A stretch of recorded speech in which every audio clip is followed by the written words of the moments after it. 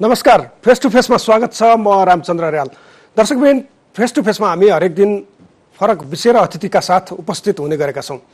आज हामी लोकतान्त्रिक खास गरी यो पछिल्लो राजनीतिक घटनाक्रम र पछिल्लो राजनीतिक घटनाक्रममा पनि लोकतान्त्रिक समाजवादी पार्टीले सरकारलाई 11 बुँदे ज्ञापन पत्र बुझाइसकेपछिको राजनीतिक परिस्थितिको विषयमा केन्द्रित रहेर छलफल गर्दैछौँ। लोसपाले 11 बुँदे माग प्रधानमन्त्री सामु पेश गरेको छ र त्यो मागमा खास गरी संविधान संशोधनका विषय र मधेस आन्दोलनका क्रममा जो थुनामा रहेका छन् ती कार्यकर्ताहरूलाई छुटाउनु पर्ने विषय उल्लेख गरिएको छ। सँगसँगै महँगी नियन्त्रण लगायतका विषयहरू पनि राखिएका छन् र यो ज्ञापन पत्र सँगसँगै एउटा प्रश्न उब्जिएको छ के लोसपा सरकारमा जाँदैछ वा प्रधानमन्त्रीले एकीकृत समाजवादी नेकपा यसका नयाँ मन्त्री नियुक्ति गर्न नमानेका प्रधानमन्त्रीले के लोकतान्त्रिक समाजवादी पार्टी लोसपाका नेताहरूलाई समेत समेटेर सरकार विस्तार गर्दैछन्?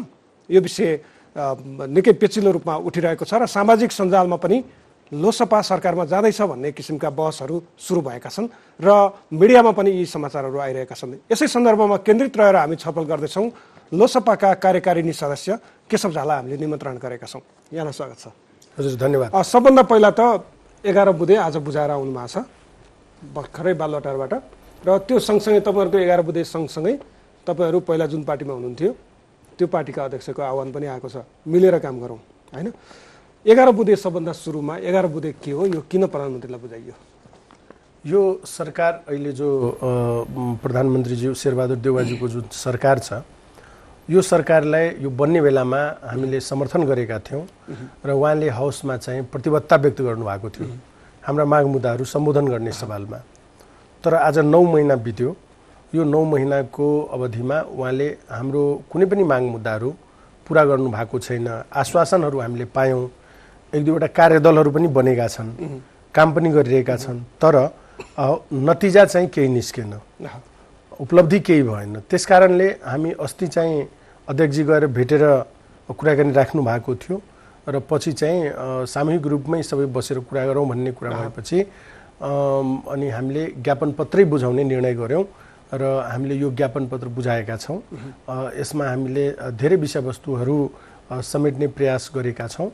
खास गरेर आन्दोलनसँग जोडिएका विषयवस्तुहरू, अहिले जनजीविकासँग जोडिएका विषयवस्तुहरू, ती सबै विषयवस्तुहरू समेटेर हामीले चाहिँ 11 बुँदे ज्ञापन पत्र प्रधानमन्त्रीजीलाई बुझाएको हो र हाम्रो माग मुद्दा अब ढिला नहोस्, अब शीघ्रातिशीघ्र हाम्रो माग मुद्दाहरू पुरा होस्, किनकि हामीमाथि पनि हाम्रो नेता कार्यकर्ता आम हाम्रा जनसमर्थक जो समर्थकहरू छन् ती सबैबाट एक प्रकारको दबाब के छ भन्ने तपाईँहरूले यो सरकारले समर्थन दिनुभएको छ, 9 महिना भइसक्यो, तर चाहिँ केही माग मुद्दाहरू पुरा भएको छैन। त बाहिरबाट समर्थन भए पनि आखिर यदि पुरा भएको छैन भन्ने कि त फिर्ता लिएर सङ्घर्षमा जानु पर्यो, किन जनता पनि आशमा बस्ने भने सरकारमा जानु पर्यो होइन।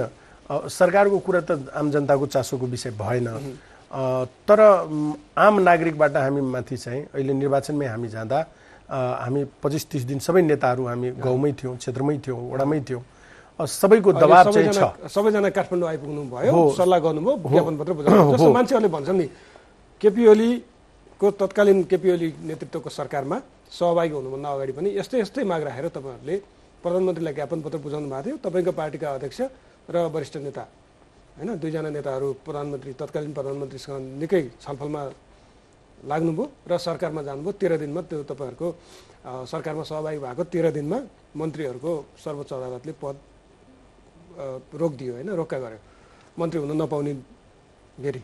त्यो भएपछि अहिले पनि तपाईँहरू सरकारमा सहभागी हुने अन्तिम चरणमा हुनुहुन्छ र सरकारमा सहभागी हुनको लागि एउटा औपचारिकता पुरा गर्न ज्ञापन पत्र बुझाउनु भएको, त्यो आरोप लागेको छ क्या? अब यस्तो छ, पहिलो कुरा यो कुरा नै मिलेन, दुईटा फरक फरक कुरा यहाँले गर्नुभयो र विषयवस्तु मिलेन। अघिल्लो पटक यदि यहाँलाई स्मरण छ भने केपी ओलीको सरकारसँग हामी तत्कालीन जसपा नै थियौँ। जसपामा चाहिँ पार्टीको निर्णय भयो हाम्रो माग मुद्दा पुरा गर्ने सन्दर्भमा एकचोटि प्रधानमन्त्रीज्यूलाई आग्रह गर्ने यस्तो ज्ञापन पत्रहरू हामीले केही बुझाएका थिएनौँ। अध्यादेश ल्याउनु भयो, म भन्दैछु। त्यसमा के भयो भने यहाँले त्यसमा के भन्नुभयो भने हाम्रो अहिलेको अध्यक्ष र वरिष्ठ नेता होइन नि, त्यतिखेर पार्टीको सबै नेताहरू 5 जना शीर्ष नेता हुनुहुन्थ्यो, पदाधिकारी हुनुहुन्थ्यो, 5 जना एकजना कुनै कारणले त्यहाँ पुग्न सक्नु भएको थिएन। 4 जना नेता पुगेर औपचारिक रूपमै प्रधानमन्त्रीज्यूलाई आग्रह गरेपछि उहाँले चाहिँ ठिक छ त यसो गरौँ न त, म तपाईँहरूको माग मुद्दाप्रति सकारात्मक नै छु, एउटा कार्यदल बनाऊ भन्नुभयो र त्यतिखेर त्यो पार्टीको निर्णय अनुसारै अनि कार्यदल बन्यो। कार्यदल बनेर जब गतिविधि अगाडि बढ्न थाल्यो अनि हाम्रा केही साथीहरू बहानाबाजी गरेर भाग्न थाले त्यहाँबाट र यता चाहिँ काङ्ग्रेससँग माओवादीसँग नजिकिन थाले। हामीले भन्यौँ बाबा हामीले कुरा गरिसक्यौँ, हामीले सबैले कुरा गरेर चाहिँ अब जब गतिविधि अगाडि बढ्न थाल्यो, हाम्रो माग मुद्दा पुरा हुन थाल्यो, अब एक त सबै हुँदैन, कुनै कुनै बेला केही माग पुरा हुनु, जब अब प्रक्रियामा पुरा हुने प्रक्रियामा छ छोडेर किन भाग्नु, माग मुद्दा सम्बोधन गर्नु पर्यो। तपाईहरु चाहिँ प्राप्त उपलब्धिलाई संस्थागत गर्नेतर्फ गयौँ, लागि आन्दोलन गर्ने रणनीतिमा जानुभयो। अनि त्यसमा भयो पनि, यहाँले भर्खरै भन्दै हुनुहुन्थ्यो त्यतिखेर नागरिकता अध्यादेश आयो हैन, त्यतिखेर चाहिँ हाम्रो 239 जना माथि लागेको मुद्दा चाहिँ फिर्ता भयो, अन्यको पनि प्रक्रियामा थियो हैन। अनि चाहिँ संविधान संशोधनको निम्ति क्याबिनेट स्तरबाटै एउटा कार्यदल बन्यो, जुन कुराको लागि उपेन्द्रजी त्यतिखेर सरकारमा हुँदा ठाडो प्रस्ताव क्याबिनेटमा लिएर जानु भएको थियो र अस्वीकार भयो र उहाँलाई निस्किनु पर्यो। त्यो कुरा चाहिँ हामीले बाहिरबाट पुरा गरायौँ। अब यी कामहरू भएपछि सरकारको तर्फबाट हामीलाई दबाब आउन थाल्यो कि होइन अब चाहिँ तपाईँहरू पनि सरकार जोइन गर्नु पर्यो, हामी पनि अप्ठ्यारो अवस्थामा छौँ। त्यो बेलामा एमालेबाट दबाब आएर तपाईँहरू सरकारमा हो, एमालेको तर्फबाट के दबाब आयो भने अब हामीले के भनेको थियो माग मुद्दा पुरा गर्नु अहिले नै सरकारमा जान के छ र, अब किनभने त्यो सरकारमाथि एक प्रकारको अदालतमा मुद्दा पनि थियो। त हामी चाहिँ बाहिरबाट समर्थन गरेकै थियौँ, तर प्रधानमन्त्रीज्यूको कुरा के आयो भने म अप्ठ्यारोमा छु, म यहाँहरूको माग मुद्दा 3-3 वटा माग मुद्दा पुरा गरिसकेँ, अन्य पनि गर्ने क्रममा छु। अनि रेशम चौधरीलाई पनि लगेर शपथ गराउनु भयो। हो, त अनि यो सबै कुराहरू भइसकेपछि हामीमाथि व्यापक दबाब आएपछि र सरकार पनि अप्ठ्यारोमा पर्न थालेपछि अब हाम्रै काम गर्ने साथी अप्ठ्यारोमा छ भनेपछि त्यो अलिकति नैतिकताको हिसाबले पनि हामीले साथ दिएर सरकारमा गएको हो, त्यो पनि उधारो पनि गएको होइन। भनेपछि अहिले पनि तपाईँहरू एमालेको नेतृत्व केपी शर्मा ओलीप्रति निकट हुनुहुन्छ? यस्तो छ, निकट हुने र नहुने भन्ने विषय के हो भने चुनावमा नै अलिअलि त देखियो नि। होइन, देखिएन। अब मुख्य कुरा के हो भने एमालेसँग हाम्रो गठबन्धन थिएन कुनै पनि बेला, त्यसैगरी पनि हाम्रो गठबन्धन होइन। हाम्रो माग मुद्दा पुरा गरेको हुनाले त्यो सरकारलाई हामीले समर्थन गरेका थियौँ र हामी सरकारमा गयौँ। यहाँ त बडा विचित्रको स्थिति छ नि, यति बायस्ड छ न्यायालयलाई के भन्नु, यो न्यायालयको जुन माइन्ड सेट छ नि, एक त फैसलाहरू पनि जथाभावी गर्ने, न्यायिक इतिहासमा चाहिँ यो अहिलेकै प्रधानमन्त्री जो बन्नु भएको छ उहाँको नामै किटान गरेर जसरी चाहिँ फैसला गर्यो, यो न्यायिक इतिहासमा यो कालो धब्बा नै हो।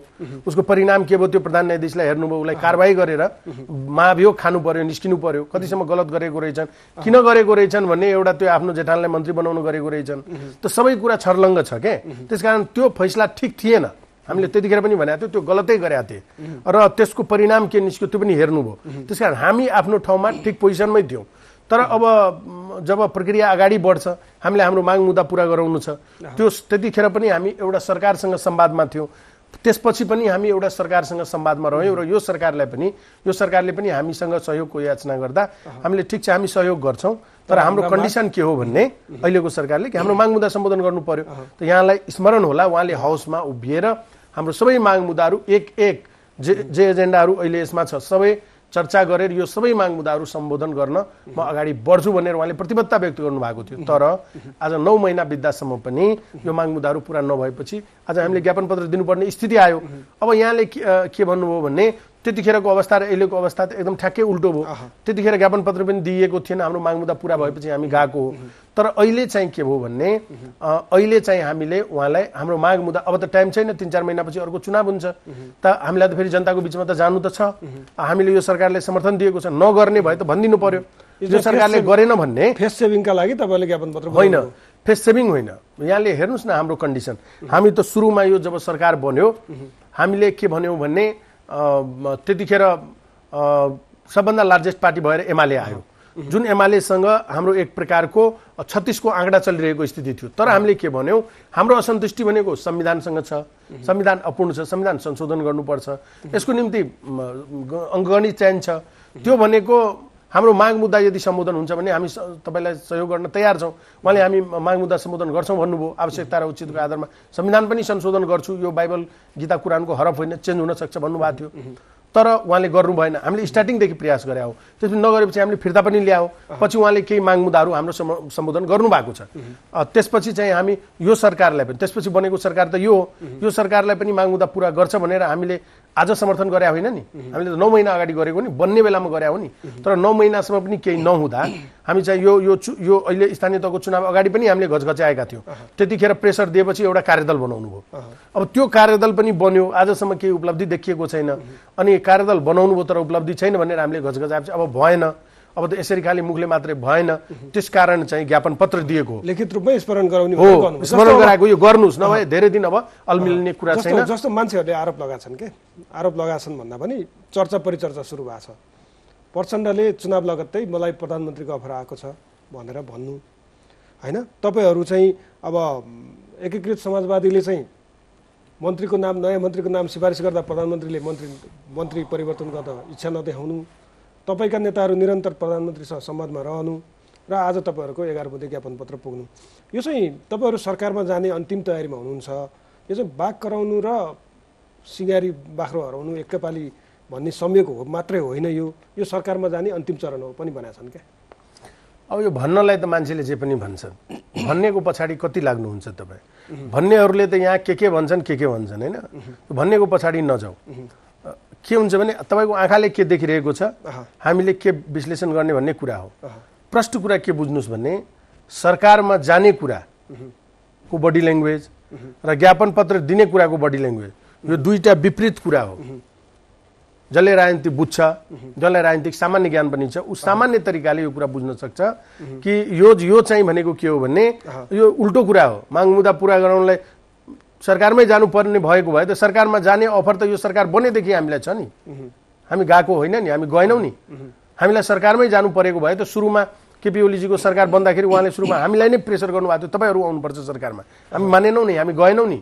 त हाम्रो प्रायोरिटीमा सरकार थिएन, छैन।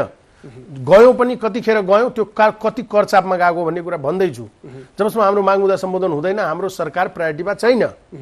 यद्यपि एउटा राजनीतिक दल सोसियो पोलिटिकल अर्गनाइजेसन हो, यो च्यारिटी गर्न यो पार्टी खोलेको पनि होइन। अन्तिम लक्ष्य सबै पार्टी बनाएकाहरूको सत्ता शक्तिमै जाने हुन्छ र त्यो विज्ञान पनि त्यो गर्नु पनि पर्छ, त्यो अन्यथा पनि होइन। सत्तामा जाँदा आकाशले झर्ने पनि होइन, त्यो जाने हो। त्यही सोसियो पोलिटिकल अर्गनाइजेसन भएको हुनाले आफैले तिरेको ट्याक्सबाट त्यो जनताको हितमा सर्वोत्तम काम गर्नलाई, बढीभन्दा बढी काम गर्नलाई, सत्तामा जाने कुरा त्यो छँदैछ। त्यो त पोलिटिक्सको एउटा पार्ट हो, त्यसमा अन्यथा कुरै हुँदैन। त्यो जो जान सक्छ, जसलाई जानु मन छ जाँदा, त्यसमा अन्यथा मान्नुपर्ने केही छैन। तर हाम्रो प्रायोरिटीमा सरकार रहेन। रहेको भए हामी त्यतिखेर पनि जान्थ्यौँ, अहिले पनि यो जतिखेर यो सरकार बन्यो 9 महिना अगाडि जान्थ्यौँ नि। तर हामी चाहिँ हाम्रो प्रायोरिटीमा छैन। तर अहिले चाहिँ बालुवाटारमा प्रधानमन्त्री शेरबहादुर देउवासँग तपाईँको पार्टीका अध्यक्ष नेताहरूको निरन्तरको छलफलपछि यो ज्ञापन पत्र गएको छ।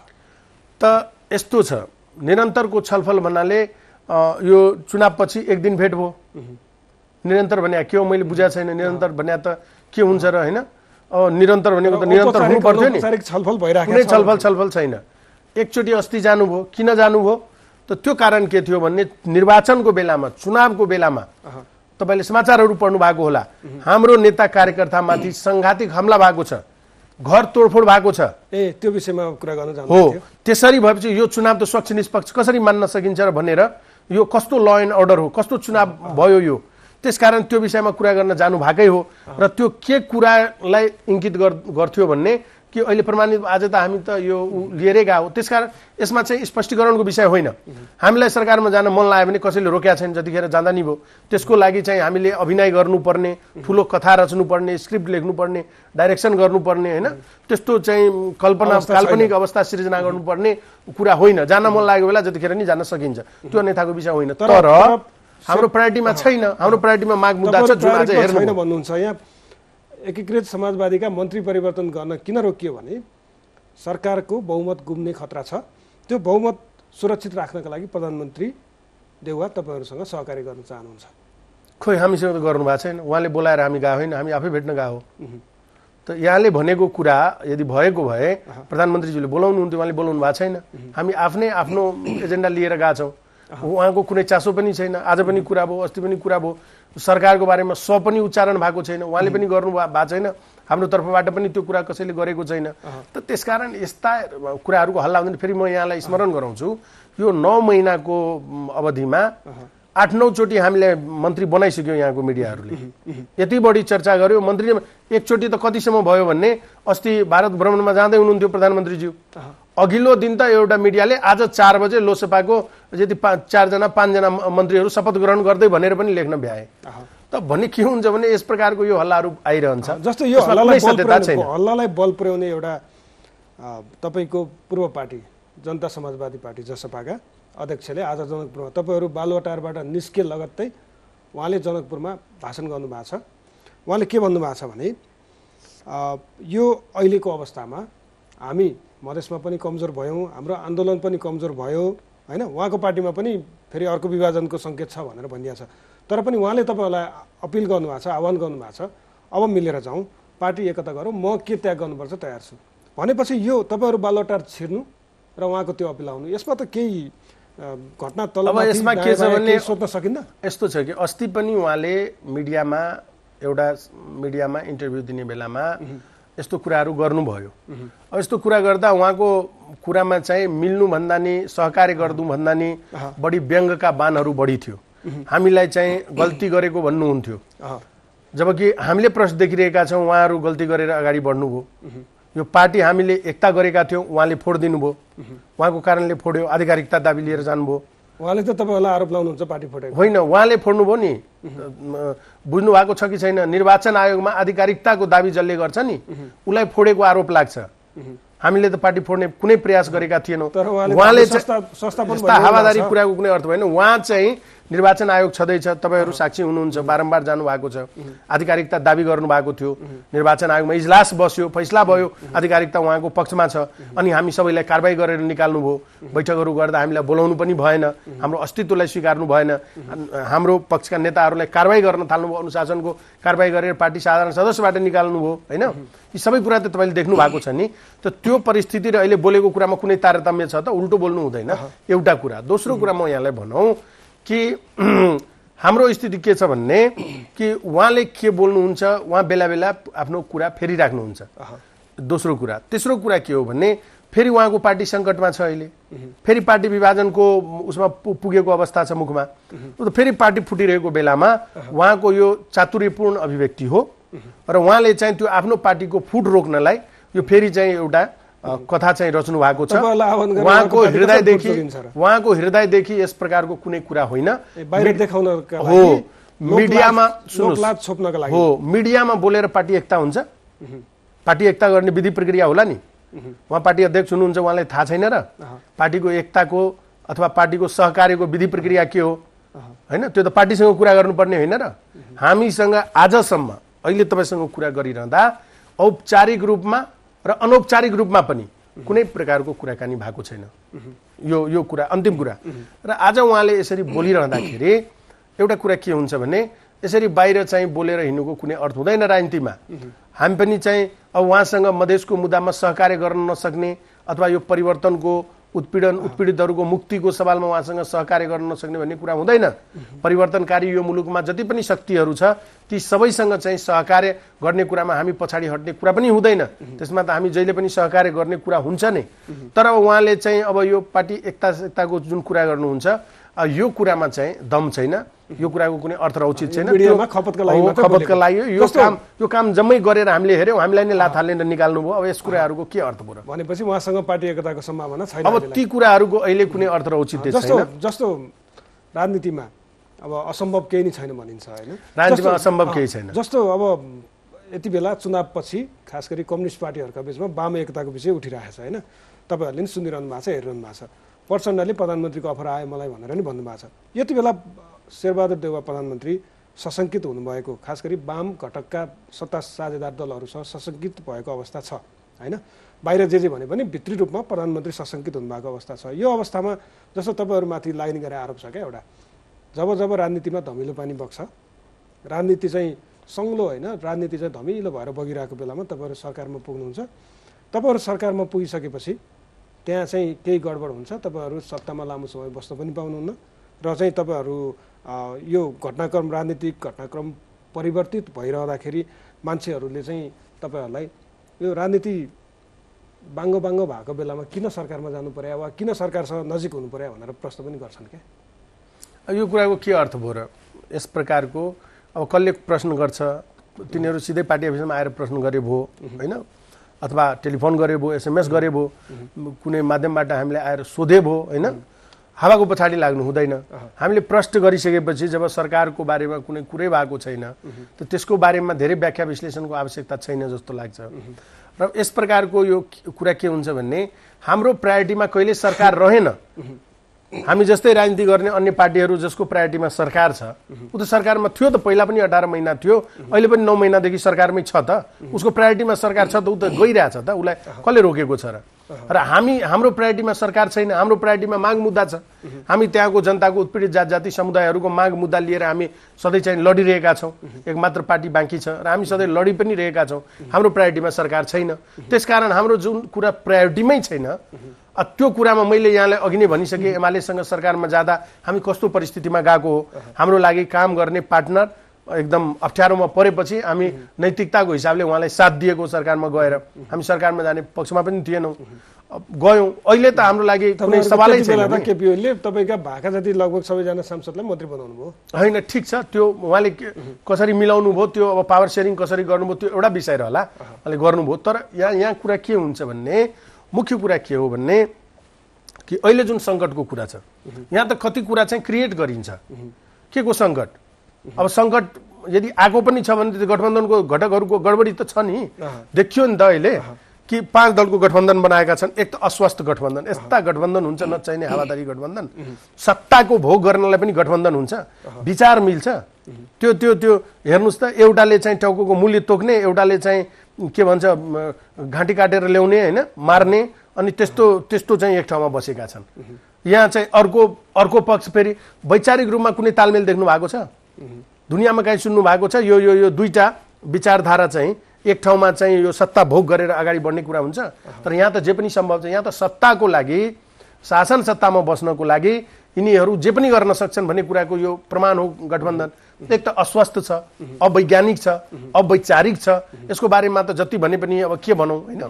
रह्यो कुरा गठबन्धनमा, त त्यो बनाएको गठबन्धन जसको धरातलै रङ छ, गलत छ, असत्य छ, पापी मन छ, त्यसको रिजल्ट कसरी राम्रो आउँछ त रिजल्ट देखिहाल्यो। त्यहाँ चाहिँ अब सबभन्दा बढी चाहिँ घात चाहिँ काङ्ग्रेसले नै गर्यो नि त्यो गठबन्धनमा। सबैले इमान्दार भएर काङ्ग्रेसलाई भोट हाल्यो जहाँ जहाँ उम्मेदवार थियो। तर काङ्ग्रेसकोले के गर्यो भने बागी उम्मेदवार खडा गरिदियो आफै, अनि बागीलाई जितायो। अनि काङ्ग्रेसको जहाँ जहाँ उम्मेदवार छ जम्मै जित्या छ, तर उपप्रमुखमा जहाँ अन्य घटकको उम्मेदवार थियो जम्मै हार्या छ। भनेपछि काङ्ग्रेसले के गर्यो भन्ने कुरा त प्रष्टै छ नि। काङ्ग्रेसको न आफ्नो कार्यकर्तामाथि नियन्त्रण छ होइन, न उनले भनेको कुनै जनताले कुरा मानेका छन्। त एकदम चतुर किसिमले अहिले त्यो चाहिँ गठबन्धन बनाएर आफूलाई बलियो बनाउनेतिर गयो।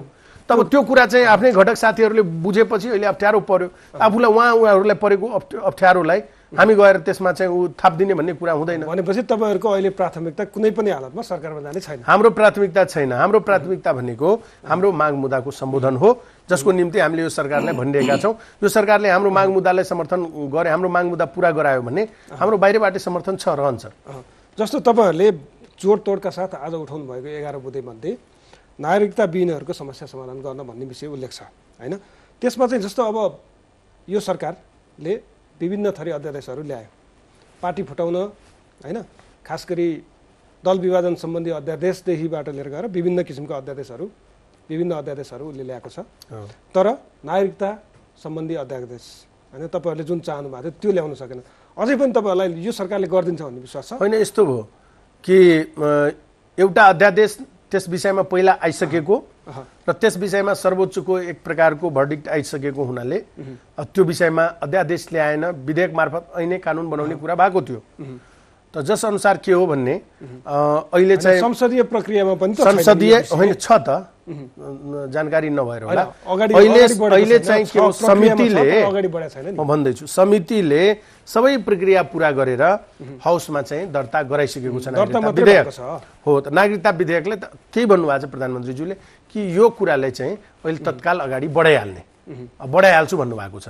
हाउसको हाउस चालु छ, त्यो चालु अवस्थामा अहिले 2-3 दिन 4 दिन चाहिँ यो बजेट गर्न लाग्छ, यो गर्न बित्तिकै तत्काल त्यो अगाडि बढाउने कुरा भन्नुभएको छ। हामीलाई विश्वास छ उहाँले गर्नुहुन्छ। आज जुन किसिमको जुन बडी ल्याङ्ग्वेजमा कुरा भएको छ, जसरी हामीले माग मुद्दाप्रति चासो देखाएका छौँ त्यसरी नै उहाँ पनि चासो लिएर माग मुद्दा पुरा गर्छु भनेर भन्नुभएको छ। त एउटा त्यो विषय हो, त्यसमा चाहिँ उहाँ सकारात्मक हुनुहुन्छ। अर्को चाहिँ यो बन्दी रिहाइका विषयमा अलिकति त्यो निर्देशिका अलि संशोधन गर्नुपर्ने थियो, त्यो निर्देशिका पनि संशोधन भइसकेको हुनाले अब त्यो प्रक्रिया पनि अगाडि बढाउने कुरा गर्नुभएको छ। अस्ति जो कार्यदल बनेको थियो निर्वाचनभन्दा अगाडि, त्यो कार्यदलको रिपोर्ट अनुसार यसलाई अगाडि बढाइहाल्ने भन्नुभएको छ, त्यो तत्काल बढाउँछु भन्नुभएको छ। बन्दी रिहाइको बारेमा पनि त्यसमा तपाईँहरू विश्वस्त हुनुहुन्छ। जस्तो संविधान संशोधनको विषय उठाउनु भएको छ तपाईँहरूले, होइन? अब यो संविधान संशोधनको विषय खास गरी यो सरकार, अहिलेको सरकार, तपाईँले अहिले भन्नु नि अदालतको परमादेशबाट जन्मिएको सरकार र चाहिँ गठबन्धनमा 5 थरी स्वार्थ भएका दलहरू भएको सरकार, यो सरकारले संविधान संशोधन गर्छ भन्ने तपाईँलाई विश्वास छ? र यस्तो छ, राख्नुभएको विश्वास त हामीलाई छ, नहुने कुरा भएन, किनभने यही सरकारको ल्याकत पुग्छ? होइन, ल्याकत पुग्दैन, यो यसको इच्छा शक्ति छ कि छैन भन्ने कुरा हो। यो सरकारको इच्छा शक्ति छ नै, इच्छा शक्ति जाँच्नु पनि परेको छैन। यही सरकार हो जो पहिलोचोटि स्थानीय तहको निर्वाचन हुनु अगाडि संविधान संशोधनको प्रस्तावै लिएर आएको थियो। प्रचण्डजी प्रधानमन्त्री हुँदा 2073 साल मङ्सिरको 14 गते उहाँले प्रस्तावै ल्याउनु भयो, त्यो फेल भयो। त्यो प्रस्ताव ल्याएपछि चाहिँ जब देउवाजी प्रधानमन्त्री हुनुभयो त्यतिखेर हाउसमा पेश पनि भयो, पेश भएपछि त्यो थोरै मत नपुगेर फेल भयो। त उहाँहरूले त्यही शक्ति अहिले पनि छन्, त्यसमा भएको शक्तिमा चाहिँ माओवादी पनि छँदैछ। हामी त्यतिखेर संयुक्त लोकतान्त्रिक मधेसी मोर्चा थियौँ, त्यसको एउटा घटक अहिले सरकारमै छ, हाम्रो बाहिरबाट समर्थन छँदैछ, र काङ्ग्रेस पनि थियो, यो शक्ति छँदैछ। त्यसमा एउटा थप भएको शक्ति भनेको माधव नेपालजीहरूको पक्ष हो, त्यो पनि थप भएको छ। त उहाँहरू संविधान संशोधनको सवालमा पोजिटिभ नै हुनुहुन्छ। तर यहाँले भन्या जस्तै अङ्कगणितले भ्याउँछ त अङ्कगणितले भ्याइरहेको अवस्था छैन। त्यस कारणले यदि उहाँहरूले यसमा होमवर्क गर्नुभयो भने यसभन्दा अगाडिको सरकारले पनि संविधान संशोधन सन्दर्भमा पुरै कार्यदलै बनाएको अवस्था थियो। त्यस कारणले यदि उहाँहरू यसमा इनिसिएसन अहिले लिनुभयो भने हामी पनि एमालेसँग कुरा गर्न सक्छौँ, उहाँहरूले पनि एमालेसँग कुरा गर्नु पर्यो, र एउटा यो संविधान संशोधन भन्ने विषय सरकारको मात्र एजेन्डा होइन, यो सर्वदलीय सर्वसहमतिको विषय हो। त्यसकारण यो सामूहिक रूपमै हुनुपर्छ। एमाले तपाईँहरूसँग त्यति बेला संविधान संशोधन लगायतका बाचाहरू गरेको थियो, होइन? तर अहिले भने एमाले एकीकृत समाजवादीलाई दल नै मानेको छैन उसले अहिलेसम्म, यो सरकारलाई परवादेशको सरकार भनिरहेको छ। यस्तो अवस्थामा यो सरकारसँग एमाले सहकार्य गरेर तपाईँहरूको मुद्दामा सहमति जनाइदिन्छ भन्ने विश्वास छ? अब यस्तो हुन्छ कि जस्तै यो सरकारले पहिला यो राजनीति त तपाईँले भन्नुभयो सम्भावनाको खेल हो, र राजनीतिमा सँगसँगै सधैँ प्रयोगैहरू भइरहेको हुन्छ। अब यो निर्वाचन हुनुभन्दा अगाडिसम्म एमालेको एउटा पोजिसन थियो, हाउसमा हाउसै अवरुद्ध गरेको थियो, हाउसै चल्नै दिन्न भनेको थियो, अवरोधै गरेर। यो चुनाव भइसकेपछि अहिले बजेट सेसन आउँदा अवरोध गरेको छैन नि, पोजिसन त क्लियर भएको छ नि त, पोजिसन चेन्ज भयो नि त। त्यस कारण म भन्दैछु हिजोकै अवस्था त होइन, आज अवस्था फेरिएको पनि छ, र सरकार यदि गम्भीर भएर त्यो विषय अगाडि बढाउँछ भन्ने हामी पनि एमालेलाई आग्रह गर्छौँ। एमालेसँग हाम्रो सहकार्य पनि भएको थियो, हामी सरकारलाई भन्दैछौँ यो प्रक्रिया अगाडि बढाउनु, सरकारले पनि पहल कदमी लिनु पर्यो, नेतृत्व गर्ने जो पक्ष हुन्छ उसले चाहिँ सबैलाई चाहिँ कुरा पनि गर्नुपर्छ। र संविधान संशोधनको विषय भनेको यो चाहिँ नेसनल कन्सेन्ससको विषय पनि हो, राष्ट्रिय सहमतिको विषय पनि हो। त्यसकारणले सहमति गरेर यो गर्नुपर्छ भन्ने हाम्रो मान्यता हो। जस्तो अब तपाईँहरूले संविधान संशोधनको विषयहरू जनसङ्ख्याको आधारमा प्रतिनिधित्व, होइन, खास गरी सङ्घ र प्रदेशमा प्रतिनिधित्व हुनुपर्छ लगायतका मागहरू राख्नु भएको छ, होइन? अब त्योभन्दा बाहेक संविधान संशोधन जस्तो केपी ओलीले एकपटक भन्नुहुन्थ्यो नि, यो के अरे क्लिस्टप पनि परिवर्तन हुँदैन भनेर, अहिले पनि एमाले सोध्ला नि त के का लागि संविधान संशोधन? होइन, यस्तो छ कि कसले के भन्यो भन्दा पनि कसले के गर्योतिर जाउँ के, जतिखेर कमा फुल स्टप पनि चेन्ज हुँदैन भनेको थियो। म त्यही भन्दैछु, त्यही बेलाको केपी ओलीजीको बारेमा विश्लेषण गरौँ न।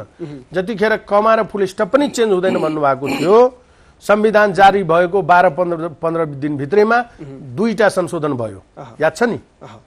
कमा फुल स्टप पनि चेन्ज नगर्नेले कसरी 15 दिनभित्रै चाहिँ 2टा संशोधन गर्यो त?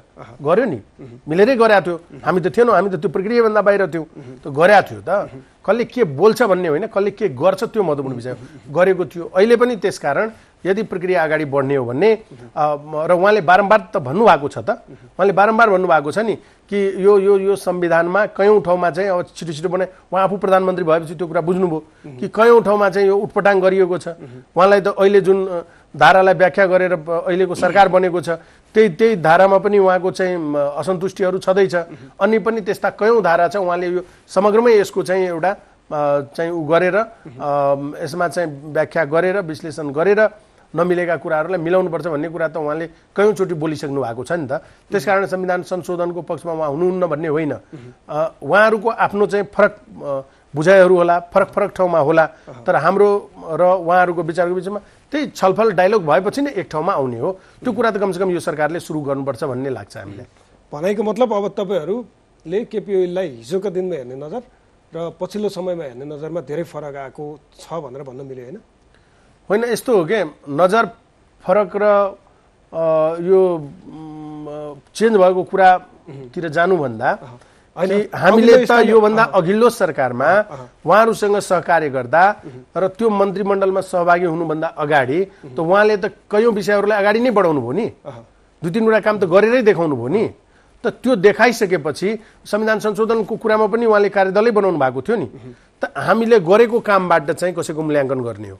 त त्यो गरेको आधारमा हामीले चाहिँ यो विश्लेषण गरेको कि अहिले यदि यो सरकारले प्रस्ताव अगाडि बढायो भने हामी पनि आग्रह गर्छौँ, सरकारले पनि आग्रह गरोस्, एउटा बिचको बाटो निस्किन सक्छ कि भन्ने हाम्रो अनुमान हो।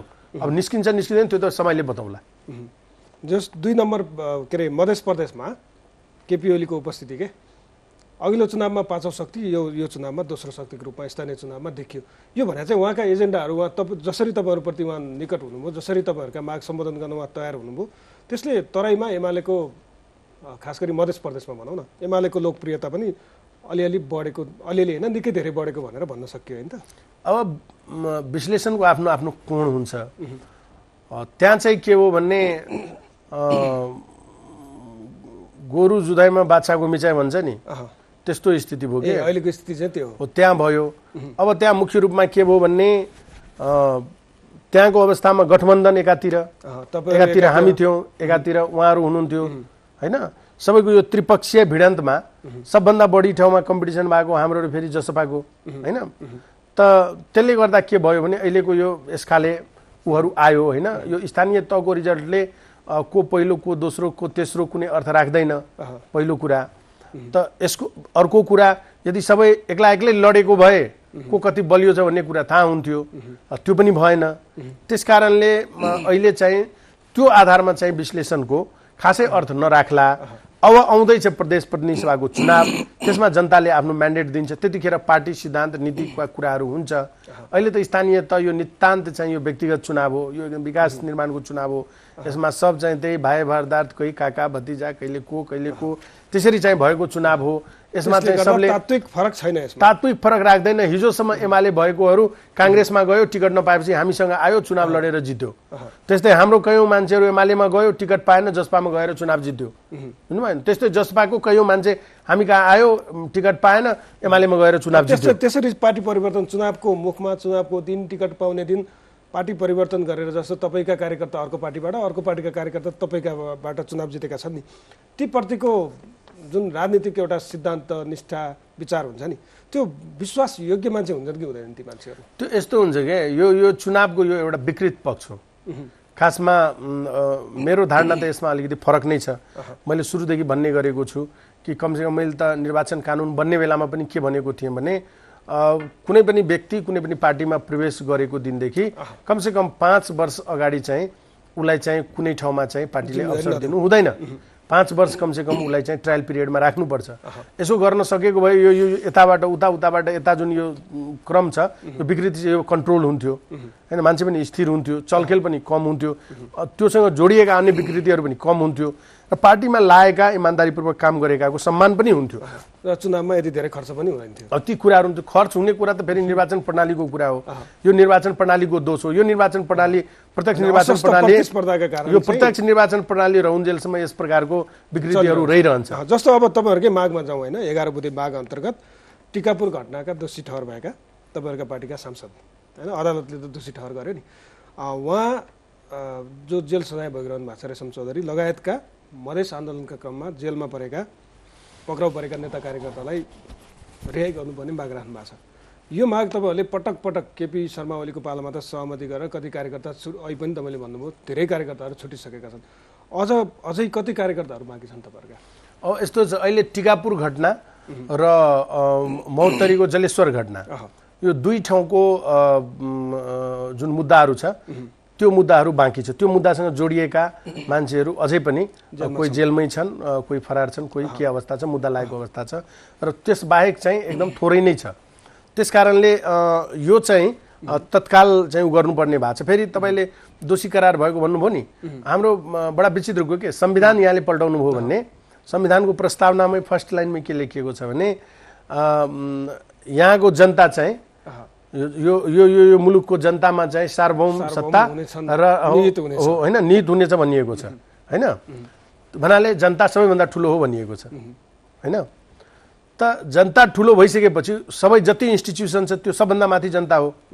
जनताले त रेशमलाई जिताएर पठाएको थियो, जनताको अदालतको फैसला त त्यो थियो, उसलाई जेलमा थुनेर राख्यो।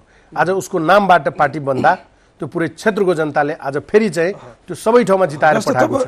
त्यो कसरी दोषी भयो? जनताको अदालतले एउटा कुरा भन्छ, यो यो यो यो इन्स्टिट्युसनली खडा गरिएको अदालत जो एकदम बायस्ड छ, जो एकदम नस्लीय चिन्तनबाट ग्रसित छ, कहिले राम्रो फैसला गर्दैन। अहिले आएर त पछिल्लो समयमा आएर खालि चाहिँ अनुहार हेरी हेरी फैसला गर्छ, गलत फैसला गर्छ, विवादित फैसला गर्छ, कानुनको किताब पढेर फैसला गर्दैन, आशयको आधारमा गर्छ, जातपातको आधारमा गर्छ। यस्तो अदालतप्रति पार्टीका कार्यकर्ताहरूलाई न्यायाधीशमा सिफारिस गर्ने हो, पार्टीको कार्यकर्ताहरू न्यायाधीश बन्ने सुनवाईबाट तपाईहरुकै पार्टीका नेता सांसदले अनुमोदन गर्ने हैन। म त्यही भन्दैछु कि त्यही पार्टीकै कार्यकर्ताहरूलाई न्यायाधीश बनाउने अनि ती व्यक्तिहरूप्रति समाजमा यति खराब दृष्टिकोण छ। अहिले कसैले न्यायाधीश भन्यो भने घृणा गर्ने बेला भएको छ समाजमा। कसैले मतलब अब योभन्दा कति पराकाष्ठासम्म जान्छ। अहिले मान्छेले नेपालको कुनै इन्स्टिट्युसन यदि सबभन्दा चाहिँ करप्टेड छ, ऊ छ भन्ने कुरा गर्छ भने त्यो मान्छेले न्यायालय भन्न थालेको छ।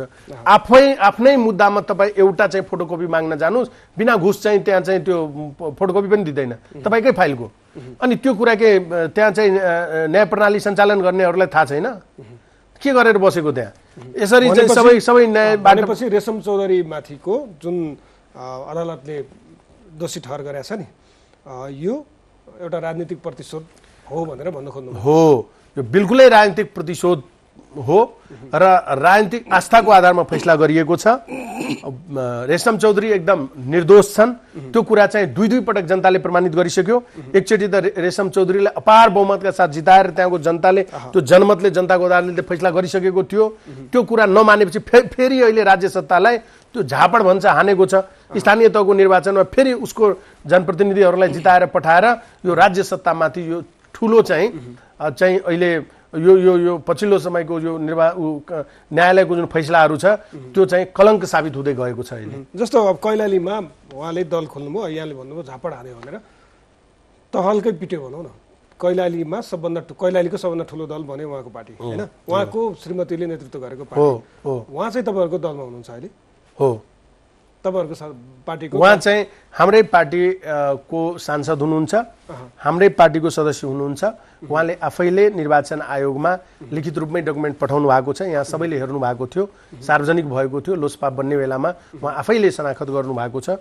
उहाँ चाहिँ कैलालीमा किन उहाँ यसरी फरक यस्तो भयो, अब उहाँकै नाममा पार्टी खुल्यो। अब त्यहाँ चाहिँ अब अझै पनि एक प्रकारको राजनीतिक बुझाइमा फरक छ। यो राजनीतिक चेतनाको कुरा हो। त्यहाँको नागरिकलाई होइन छुट्टै एउटा थारूहरूको पार्टी बन्नुपर्छ भन्ने थियो। त्यस हिसाबमा उहाँले केही गतिविधिहरू गर्नुभएको होला। त्यो अब छुट्टै ती कुराहरू त अब राजनीतिक रूपमा मिलाएर जाने हो। तर त्यो कुराको सन्देश के हो भन्ने कुरा हो मुख्य रूपमा। त्यो कुराको सन्देश यो राज्य सत्ताले बुझ्नुपर्छ, यो राज्यका सबै अङ्गहरूले बुझ्नुपर्छ भन्ने मलाई लाग्छ। उहाँको श्रीमतीबाट जुन पार्टी सञ्चालित छ अहिले, त्यो प्रति तपाईहरुको सैद्धान्तिक सहमति छ? तपाईहरुसँग उहाँको सहमति भएको छ? होइन, हामीसँग त्यो पार्टीको कुनै सहमति छैन। हाम्रो सहमतिमा, हाम्रो सहकार्यमा त्यो पार्टी खोलिएको पनि होइन। त्यो यहाँ हरेक नागरिक स्वतन्त्र छ व्यक्तिगत रूपमा, सबैलाई आफ्नो काम गर्ने छुट छ। अब रेशमजी भनेको अब मानौ उहाँकै नाममा त्यो पार्टी उहाँकै परिवारले खोले पनि रेशमजी टेक्निकली हाम्रो पार्टीको सदस्य हो, उहाँ हाम्रो पार्टीको सदस्य नभएको भए पनि हामीले चाहिँ यो मुद्दा सधैँ उठाएर आएको हो। यो मुद्दा आन्दोलन गर्दाखेरि हो यो मुद्दागत रूपमा रेशम चौधरीसँग तपाईहरुको निरन्तर संवाद होइन, त्यो संवाद त एक ठाउँमा छ, त्यो हुने नै भयो, भइ नै रहेको छ। तर पनि अब आज छुट्टै उहाँको नाममा पार्टी खोलेर जाँदा पनि हामीलाई अब राजनीति हो, यो बहुदलीय व्यवस्था छ। यहाँ त सबैलाई एउटै परिवारमा बाउ एउटा पार्टीमा छ, छोरा एउटा पार्टीमा छ, श्रीमान एउटा पार्टीमा छ, श्रीमती एउटै पार्टीमा छ, होइन, अनि यो अर्कै पार्टीमा छ भन्नाले अब यस प्रकारको यो विकृतिहरू हाम्रो नेपाली राजनीतिमा छ। नेपालीमा मात्रै होइन, यो दक्षिण एसियाकै राजनीतिमा छ। त्यसकारणले अब राजनीतिमा यतिसम्मको विकृति नभएको भए हुन्थ्यो जस्तो लाग्छ। तर फेरि एकातिर संविधानले नै व्यक्तिगत स्वतन्त्रता दिएको छ, होइन, वैचारिक स्वतन्त्रता छ, अभिव्यक्ति स्वतन्त्रता छ, सबै नागरिक स्वतन्त्र छ, अनि बहुदलीय व्यवस्था छ। त्यसकारण यसमा अब कसैलाई ब्लेम गर्ने, दोष गर्ने कुरा त हुँदैन। जस्तो संविधान जारी भइसकेपछि 2072 यताको घटनाक्रम हेर्ने हो भने तपाईहरुको पार्टी पटक पटक विभाजित भयो, पटक पटक मिल्यो, 6 जना आलो पालो प्रणालीमा अध्यक्ष पनि बनाउनु भयो तपाईहरुको पार्टीमा, त्यसरी पनि चल्यो, होइन, 2-2 महिना 3-3 महिना अध्यक्षता गर्ने गरी। अब नेकपा बन्यो, नेकपा विभाजित भयो, 3 टुक्रा बन्यो, विभिन्न कम्युनिस्ट पार्टीहरू फुटेका फुटै छन्। अब अहिले तपाईहरु जहाँबाट फुट्नुभयो जनता समाजवादी पार्टी, त्यो पार्टी फेरि फुटको सङ्घारमा छ भन्ने छ। यो यसरी नेपालमा चाहिँ दलहरू के कारणले फुट्ने रहेछन्, तपाईको अनुभवले के भन्छ? अब यहाँको नेपालको राजनीतिमा दलहरू फुट्ने 2 प्रकारको दल छ। एउटा चाहिँ ठुलो दलहरू, एउटा चाहिँ सानो दलहरू। ठुलो दल अर्थात् जो चाहिँ सत्ता समीकरणमा निर्णायक छ। एउटा सानो दलहरू फुट्ने गरेको छ, जसको खासै त्यति अर्थ उचित छैन। कुनै कुनै बेला तिनीहरू सत्ताको उपयोगिताको कारणले पनि विभाजन हुन्छ, 1 सीट 2 सीटका कारणले त्यस्तो पनि हुन्छ, त्यस्तो पनि भयो, पछिल्लो समय देखियो। तर ठुला पार्टीहरूको विभाजन भनेको सत्ताकै लुचाचुडीको लागि हो, आफू शक्तिमा पुग्नलाई हो। आफ्नै पार्टीलाई फोडेको इतिहास छ, काङ्ग्रेस फोड्यो, एमाले फोड्यो, होइन, यिनीहरू चाहिँ आफै चाहिँ आफ्नै पार्टीलाई फोडेर आफू चाहिँ सत्तामा पुग्नलाई चाहिँ त्यो कामहरू भयो। अब यो सानो पार्टीहरू जो हामी जस्ता पार्टीहरू थियो, जो सङ्ख्यात्मक रूपमा सङ्ख्याको रूपमा यो संसदीय प्रणालीको रूपमा जुन सानो छ, वैचारिक रूपमा कुनै पनि पार्टी सानो ठुलो हुँदैन, तर चाहिँ यो उसमा चाहिँ संसदीय प्रणालीवाला सिस्टममा जुन साइजको अङ्गणितको हिसाबले जुन कमवाला पार्टीहरू थियो, त्यो फुट्नु भनेको मुख्य कारण के हो भने ती पार्टीहरूको नेताहरू चाहिँ पार्टी चलाउन जानेनन्, तिनीहरूको काम गर्ने शैली, कार्यशैली मिलेन, तिनीहरूले व्यवहार गर्न जानेनन्, तिनीहरूले चाहिँ तल संगठन चलाउँदा तिनीहरूको रणनीति र तिनीहरूको कार्यनीति मिलेन, व्यक्तिगत स्वार्थमा बढी जोडिए हो, सबै चाहिँ आफ्नो हिसाबले चलाउन खोजे, पार्टी सामूहिक नेतृत्व प्रणालीमा चलाउन सकेनन्। ती कारणले गर्दाखेरि पार्टीलाई कम्पनीको रूपमा चलाउन खोजे। पार्टीमा अहिले बजारमा खुब एउटा शब्द चर्चामा छ, लिडर र डिलर। लिडर भन्दा नि डिलर बढी भएर काम गर्न खोजे, जस कारणले यी साइजमा सानो भएको पार्टीहरू चाहिँ बढी फुटेको कारण त्यो हो। तपाईहरुको पार्टी खास गरी मधेसवादी दल भनौँ न, मधेसवादी दलहरू जो चाहिँ आन्दोलनको राप्रतापबाट जन्मिए, होइन, विभिन्न पार्टीबाट क्रान्ति गरेर मधेसमा मुक्तिका लागि, जनताको मुक्तिका लागि तपाईहरुले पार्टी खोल्नुभयो। तर सबैभन्दा धेरै पार्टी विभाजित भएको पनि इतिहास हेर्ने हो भने तपाईहरुकै छ, छैन नि? सबभन्दा बढी पार्टी विभाजन भएको इतिहास कम्युनिस्ट पार्टीहरूको छ। कम्युनिस्ट पार्टीहरूको छ। अब हाम्रो पार्टीको बारेमा भन्दैछु, तपाईहरुको पार्टी बढी फुटेको देखिन्छ क्या, हैन? अहिले पनि तपाईकै पार्टीको लोसपाका 72 सालपछि फुटेको छैन नि? होइन, 72 सालको संविधान पछिका घटनाक्रम हेर्ने हो भने त्यसपछि पार्टी फुटेको छैन, पार्टीहरू जुट्ने क्रम बढ्यो, जुट्ने क्रम पनि बढेको छ र फुट्ने काम चाहिँ पहिलो संविधान सभामा मात्रै भएको हो। त्यो बेलामा पनि भयो, 1-1 सिटले काम गर्यो त्यतिखेर।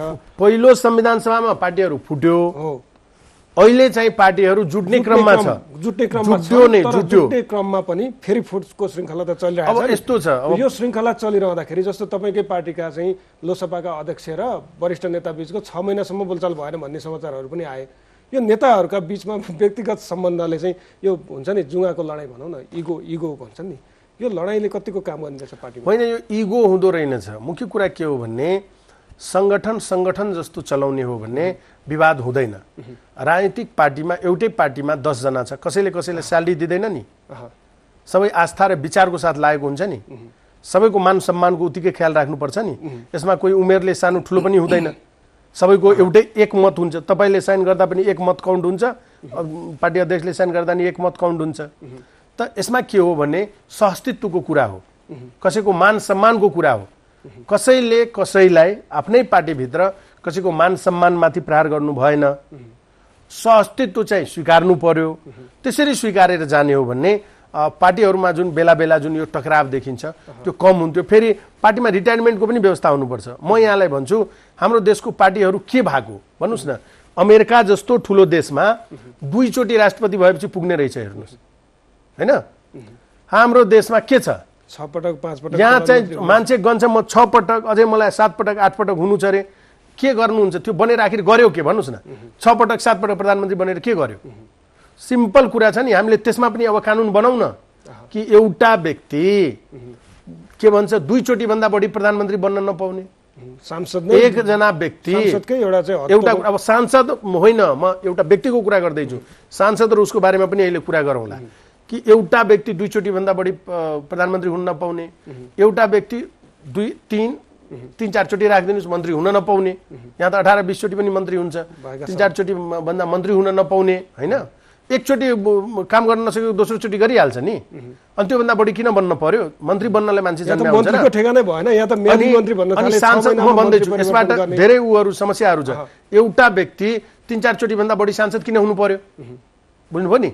त त्यसरी हुँदा त्यो रिटायरमेन्टतिर पनि जान्छ राजनीति, र नयाँ नयाँ अनुहार नयाँ नयाँ फेस आउँछ, त्यसले केही गर्न खोज्छ, त्यसले गर्छ पनि केही। एउटै मान्छे आज हामी 40 वर्षदेखि राजनीतिमा देखिरहेका छौँ, तिनीहरूकै हालिमुहाली छ, गर्न सक्ने एउटा केही होइन। 40 वर्ष अगाडि जे देशको अवस्था थियो त्योभन्दा नि दयनीय स्थिति बनाइदिएको छ देशलाई। अनि त्यस्ता नालायकहरूलाई हामीले नेता मानेर हिँड्नुपर्ने यो कस्तो मुलुक हो के? यहाँ चाहिँ गाली गर्ने 365 दिन नेतालाई, तर जब भोट आउँछ फेरि त्यही दारू मासु खाएर पैसा लिएर अनि त्यसैलाई जिताएर पठाउने। एकचोटि यो क्याम्पेन चल्नुपर्ने होइन र कि अहिले भएका एक्जिस्टिङ जति पनि नेताहरू छन् सबै पार्टीका यी वृद्ध नेताहरू, रिटायर हुनुपर्ने नेताहरू, जो 35-40 वर्षदेखि राजनीति गरेका छ र मुलुकमा एउटा सिन्को भाँच्न सकेको छैन, मुलुकलाई चाहिँ उल्टै दरिद्र गरिब मुलुक बनाएर राखिदिएको छ, प्रति नागरिक चाहिँ एकजनामाथि 63,000 को लोन बोकाइदिएको छ। यस्ता नालायकहरूलाई एकचोटि पुरै देशको जनता जागेर एकचोटि हराउनु पर्ने होइन र? त्यो अभियान तपाईँहरू युवा पङ्क्तिका नेताहरू हुनुहुन्छ नि, मैले यहाँ प्रश्न राखेँ, यो मैले आम नागरिकको लागि राखेँ। सोच्ने बेला भएको छ, सोच्ने बेला भएको छ। यसरी राजनीति हुन्छ, सबै कुराको रिटायरमेन्ट हुन्छ नि लाइफमा। मैले भने त अमेरिका जस्तो शक्तिशाली मुलुकमा 2 टर्म भन्दा बढी, 4 दूना 8 वर्ष भन्दा बढी संविधान बनाउँदा गल्ती भयो। संविधान होइन यो सिस्टम, संविधान कहाँ? यो संविधान जनताको लागि बनेको छ त। 4 जना बसेर आफ्नो लागि आफूलाई केन्द्रमा राखेर सुपर फास्ट ट्र्याकबाट संविधान बनायो। जनमत संकलन गर्न गएको थियो, जनतासँग मत लिएर आएको थियो संविधान भन्दा अगाडि, खै त त्यो राखेको? एकचोटि तपाईँलाई याद छ ऊ आएको थियो नि, एउटा समाचार प्रवाह भएको थियो, एउटा कुन के भन्छ समाचारले एउटा उ गरेको थियो कि जहाँ जाँदा पनि देशभरिमा सबले के भनेको थियो भने मैले त त्यो धर्मको विषयमा त हिन्दू राज हुनुपर्छ भनेर मैले जनमत संकलनमा दिएको थिएँ। पुरै देशभरिबाट त्यो कुरा आयो नि त, खै त त्यो कहाँ गयो त? ठिक छ, अब अन्तिममा यो 11 बुँदे तपाईँहरूले जुन आज ज्ञापन पत्र बुझाउनु भएको छ, तपाईँले प्रश्न पारिसक्नुभयो, सत्तामा जानका लागि होइन, यो चाहिँ ज्ञापन पत्र र सत्ता फरक फरक विषय हो, अपोजिट विषय हो भनेर भन्नुभएको छ। अब यो 11 बुँदे तपाईँहरूको ज्ञापन पत्र यो कार्यान्वयन गर्ने दिशामा सरकार गएन भने तपाईँहरू के गर्नुहुन्छ? हो, ज्ञापन पत्रको अर्थ नै के हुन्छ भने ज्ञापन पत्र भनेको मेमोरेन्डम हो। त्यसको पछाडिको आशय के हुन्छ भने ल है अब अति नै भइसक्यो, अब यो माग मुद्दा हो, अब यो पुरा गर्नुहोस्, नभए हामीलाई बाध्यता छ, हामीले तपाईँलाई गरेको सहयोग गर्न सकिन्न र हामीलाई चाहिँ त्यो जनता जसले हामीलाई विश्वास गरेर यहाँसम्म पठाएको छ उसले दबाब पनि दिइरहेको छ। तपाईँहरू आखिर अहिले हामीले जुन यो ज्ञापन पत्र दियौँ, अहिले हामी चुनावको बेलामा सबै गाउँ गाउँ जाँदाखेरि सबै हामीमाथि दबाब थियो कि तपाईँहरूले समर्थन दिनुभएको छ, काम हुन्छ भने हुन्छ, नभए फिर्ता लिनु, सङ्घर्षमा आउनुहोस्, तपाईँहरू जनताको बिचमा आउनुहोस्, सडकमा आउनुहोस्, तपाईँहरू हामी साथ दिन तयार छौँ। यो कार्यान्वयन भएन भने सडक सङ्घर्ष विकल्प रहँदैन। हामीले पनि शान्तिपूर्ण बाटोबाट आफ्नो माग मुद्दाहरूको समाधान खोजेको हो। हामीलाई चाहिँ बारम्बार झुक्क्याइयो। म यहाँ मार्फत भन्न चाहन्छु कि 72 सालमा हामीले 6 महिना दुनियाँकै सबैभन्दा लामो शान्तिपूर्ण आन्दोलन गरेका थियौँ। चौतर्फी तपाईँहरू लगायत सबैले, मिडिया लगायत यो समाजको सबै पक्षले हामीलाई दबाब दिएपछि हामी आन्दोलन बीचमा रोकेर वार्ता निष्कर्षमा नपुग्दै आन्दोलन रोकेर हामी आएर वार्तामा बस्यौं र 72 सालदेखि आजको दिनसम्म पनि हामी वार्ता र सङ्घर्षमै अल्मलिएका छौं। हाम्रो कुनै माग मुद्दाहरू पूरा भएको छैन। त्यसकारण यो अब धेरै दिनसम्म यसरी चल्नेवाला छैन। अब पनि गर्नुभयो भन्ने हामीलाई फेरि दोष नदिनु होला कि तपाईहरू जान फेरि चाहिँ मुलुकलाई सङ्कटतिर लानुभयो। बाध्यता छ, नागरिकको दबाब छ हामी माथि, भएन भने त्यसको निम्ति हामी सडकमा जानुपर्ने बाध्यात्मक स्थिति सिर्जना हुन सक्छ। हस्, यहाँलाई धन्यवाद समय र सम्वादका लागि। उहाँ हुनुहुन्थ्यो लोकतान्त्रिक समाजवादी पार्टी लोसपाका कार्यकारिणी सदस्य केशव झा। उहाँसँग हामीले खास गरी सरकारलाई आज लोसपाले बुझाएको 11 बुँदे ज्ञापन पत्रका विषयमा केन्द्रित रहेर छलफल गऱ्यौँ। संविधान संशोधन र सरकारमा सहभागिताको विषयमा लोसपाको धारणा के रहेको छ त उहाँसँग यो विषयमा कुराकानी गऱ्यौँ। आजलाई फेस टु फेस यति। भोलि फरक अतिथि र विषयका साथ उपस्थित हुनेछौँ। हिमालय टेलिभिजन हेर्दै रहनुहोला। नमस्कार।